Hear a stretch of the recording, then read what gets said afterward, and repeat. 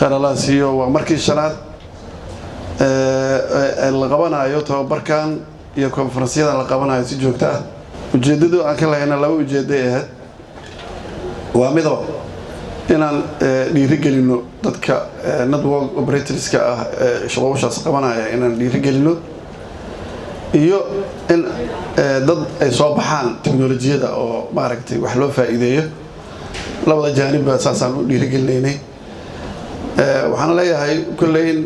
wixii la qabtay mas'uulkooda uu muuqdaa dad badan oo ka faa'iiday workshopyadan ama konferensiyadan la qabanayay muddooyinka la soo dhaafay ee Somnog waxaan leeyahay maanta inay magaalada hal abuurayaal ay ka yihiin oo teknolojiyada ay maaragtay qayb weyn uga jiraan arrinkaasna wuxuu ku yimiday runtii dadaalka ay sameeyeen oo aad baan uga mahad celinaynaa shaqadaas weyn ay qabteen Somnog iyo intii ku saaciideysaba anaga ka shirkad ahaan kulleyn doorkeena horena waa u sheegnay haddana waa u sheegaynaa dhinacan teknolojiyada horumarinteeda ka wadna isgaarsiinta waxaan ku soo biirinaa hadda qayb isgaarsiina oo eSIM la yiraahdo أنا dadku inta badan simkaarada lafta ay yaqaanaan waxaan ku soo biirinay hadda oo asagana teknolojiyada qayb ka ah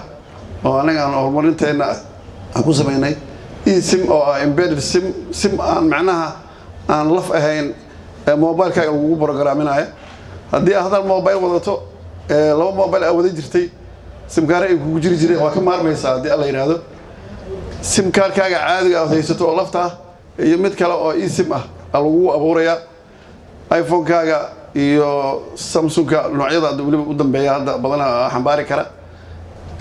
intaas waa horumar aan ku soo kordhinay teknolojiyada ku soo kordhinay maalinta ka dambeysana insha Allah waxaan rajaynaynaa